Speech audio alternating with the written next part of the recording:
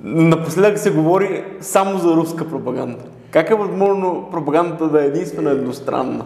Това адекватно ли е? Ние като хора на словото можем ли да приемем едно такова твърдение за вярно? При всяка война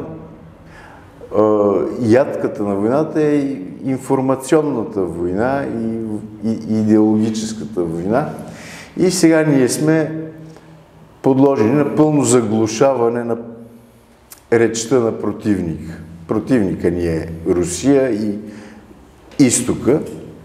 И ние тях трябва да ги слушаме само като враг, но в никакъв случай да се вслушаме и да разберем какво казват те. Да забраним Толстой, да забраним Чайковски. Много зле. Това кара мислещите хора, когато... аз казвам така, когато някой страшно агресивно се опитва да те убеди в нещо, това го знаем и от търговците, и от рекламистите, и от пропагандаторите, ако много зверски настоява да те убеди в нещо, значи те лъже. Нещо не е наред. Нещо не е наред.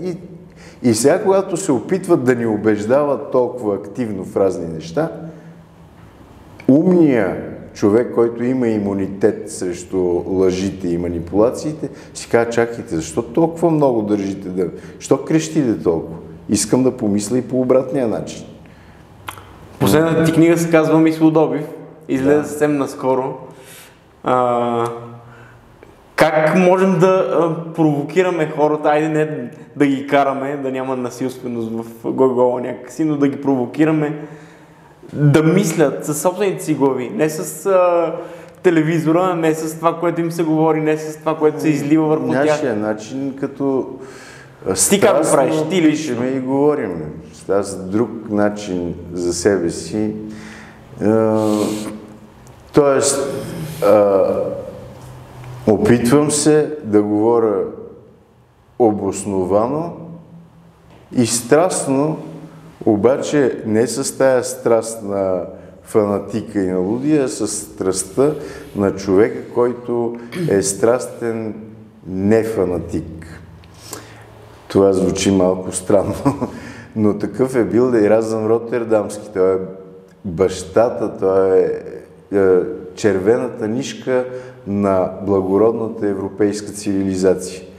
И за него Стефан Цвай казва, това беше най-нефанатичният европеец. И той остава такъв.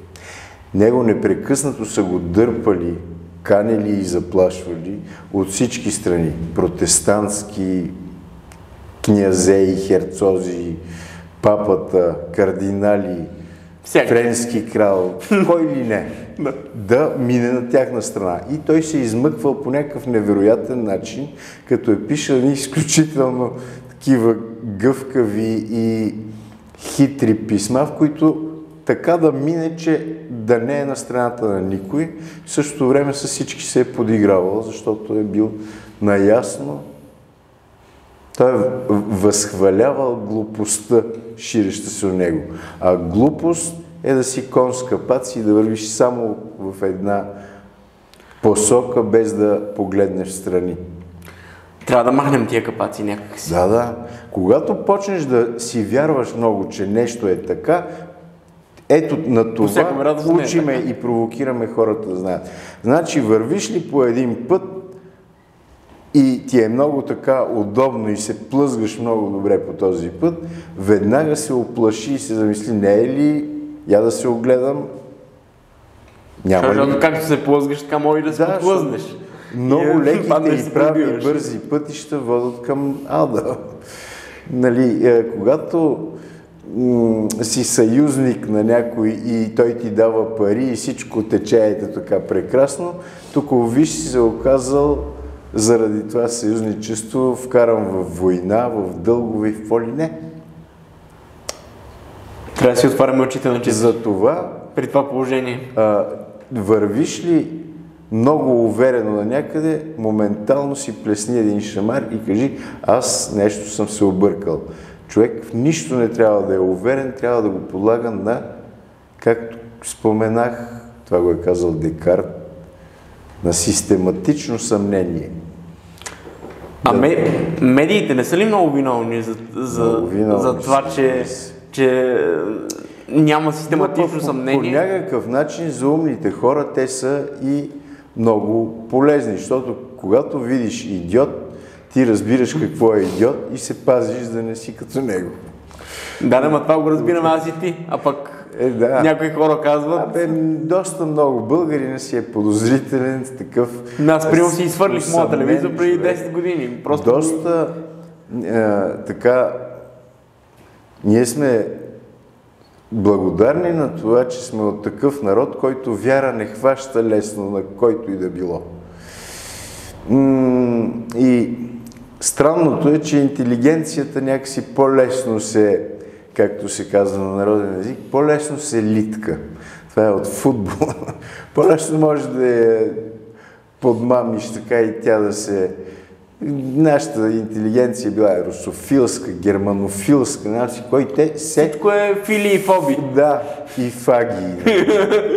Това още от НМГ, когато учих в Националната математическа, нали, все се говореше за русофили, русофоби. Цялото това филство и фобство докъде ще ни докара? Защото ги учихме и някой от физиците беше казал, има и русофаги. Т.е. хора, които се хранят с руснаци. Нали, учителките не разбраха, но бяха... Заклеймиха веднага. Значи, интелигенцията е много лесна, така, много странно. Може би, защото интелигентите в България и навсякъде по света са социално незрели и наивни хора. Да, не са живели див живот такъв. Това ще я да те питам, извиня, че те прекъсвам. Но защото наистина забелязах как, поне в моя профил ми в социалната мрежа, всичко живо от най-умните хора, които познавам, смисъл интелигентни, наистина би трябвало да са хора, които да имат собствено мислене, да разсъждават с главата си. Всичките са като една тълпа, която убеждава как трябва да се стои само в тълпата и ако ти не си в тази тълпа, ти вече не си човек. Много причини. Но защо става така? Моля да ми го обясниш това. Интелигентът е възпитан така, че е хубаво и редно да бъде идеалист и да следва принципи и идеали. Друго е, че той вижда вечната подозрителност и вечната така хитровата двойственост като белег на простолюдието.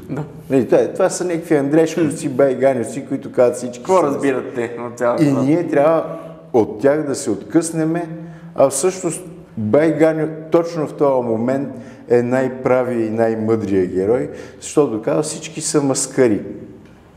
Интелигентът казва, аз не искам да съм като Байганю и няма да казвам. Искам да съм малеко. Че истината е, че наистина всички хора са маскари и това го казват и Буда, и Христос, и всички, и Сократ, и Платон.